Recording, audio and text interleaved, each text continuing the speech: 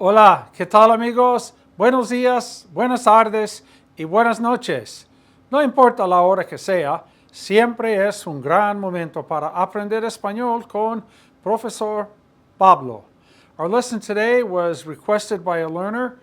It is, what is the difference between imaginar, to imagine, versus imaginarse, to imagine?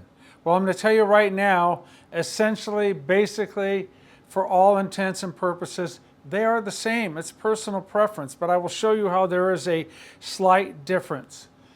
The meaning is essentially the same, but there's a huge difference in which one is used, and we will see that upcoming. Okay, our first cluster is that the verb imaginar and the verb imaginarse, they mean to imagine. They also mean, in quotation marks, to suppose. We have suponer, like I suppose so, supongo que sí. But if you say, me imagino que sí, that can mean I imagine so, me imagino que sí, right? Me imagino que no, I imagine not. But it could also be an English translation in the thought of I suppose so, me imagino que sí. It could also mean I guess so, me imagino que sí, I guess so. And then it could also mean like I think so, me imagino que sí. But technically, literal translation is to imagine. Now, the greater majority of the time, well over 95% of the time, when you're talking about to imagine, you're going to go reflexive, imaginarse. It is much, much more prevalent and common than just using imaginar. Now, imaginar, you could say, no lo puedo imaginar, that's fine. More commonly, we say, no me lo puedo imaginar. When you put the me in there, when you use it reflexively, you're personalizing it. You're bringing it closer to you. Me imagino que sí. I imagine so. So, no lo puedo imaginar is I can't imagine it. No me lo puedo imaginar. I can't imagine it. Again, you're personalizing it and you're putting yourself more into it, right? You're stressing yourself more than when you don't have the me. So here are the present tense forms of imaginarse. Me imagino. Te imaginas. Se imagina. Nos imaginamos and se imaginan. They're used very commonly with que sí and que no. Me imagino que sí, I imagine so. Me imagino que no, I imagine not. Ask your buddy, ¿te imaginas que sí? Do you imagine so? O te imaginas que no? Or do you imagine not? She imagines so. Ella se imagina que sí. We imagine not. Nos imaginamos que no. And se imaginan que sí y se imaginan que no. Very common. And these are used mainly in the yo form. Me imagino que sí. ¿Te imaginas? ¿Te imaginas? It's like saying, can you imagine that? ¿Te imaginas? Can you imagine that? Even without putting the que sí or que no on the end of it.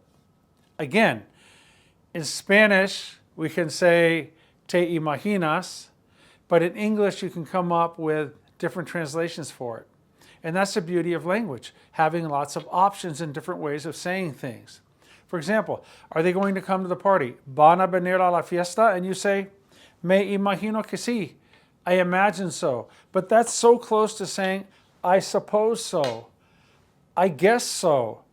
I think so. But we know think is creer or pensar, like creo que sí, I think so. Pienso que sí. That's your standard way of doing it. Adivino que sí is I guess so.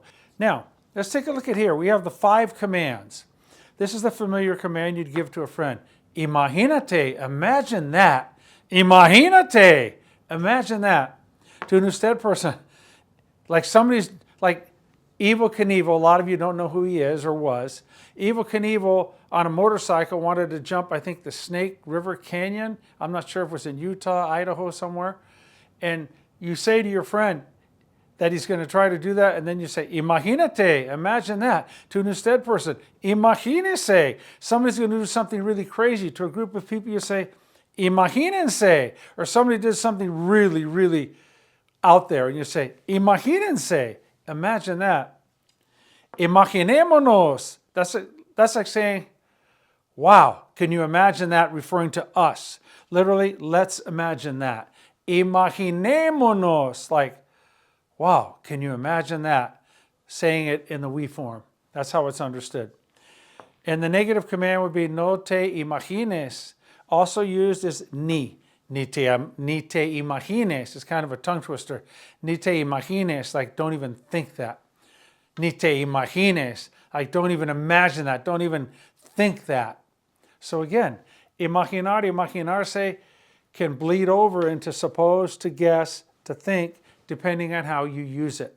And if it fits comfortably with you saying, I think so, I suppose so, I guess so, I imagine so, then you're good to go with saying, me imagino que sí, along with creo que sí, supongo que sí, adivino que sí. Okay, now, RV is not a recreational vehicle. It means regular vowel.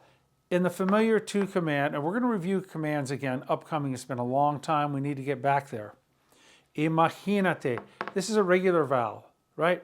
But all the other four commands, the usted command, the ustedes command, the we command, and the negative to command are all OV, opposite vowel. Yes, next time we do commands, I'll put on the vosotros command as well. So these are all opposite vowel. Opposite vowel is the present subjunctive, verb number 8, and regular vowel is verb number 3.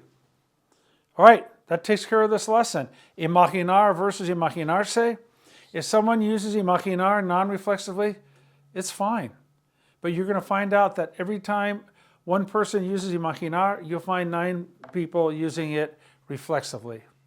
Okay? You know the routine here. Colorín, colorado. Esta lección se ha enseñado. Snip, snap, snout. This lesson is all taught out. Ladies and gentlemen, thank you so much. We're in the 240s now on our lessons, and we're going to keep chugging along. I have lots of lessons coming up. Please send in your requests, because when you have doubts and questions and uncertainties, we want to make sure that we do our best to clarify those for you to facilitate your learning and progressing you as you move on in language fluency. So thank you. If you haven't, please subscribe. If you like the lesson, please like it. And I'm telling you, the best $15 you could ever spend educationally is on the Profesor Pablo ebook at profesorpablo.com, 1S. It's only $15 when you use the promo code Pablo50. Put it on your computer, all your devices, your phones, your tablets, right? Wherever you go, it's with you. It's got all sorts of survival Spanish, alphabetically organized. It's got over 2,000 useful sayings, alphabetically organized. It's got a verb dictionary with hundreds and hundreds and hundreds of verbs. I'll have to count the verbs, but pages and pages of them organized alphabetically, and it tells you if anything quirky to the verb happens, like stem changing and so on. It's also indicated there. That's alphabetical from English to Spanish. Then we have all our video lessons essentially are on there, right? We have grammar charts. We have vocabulary.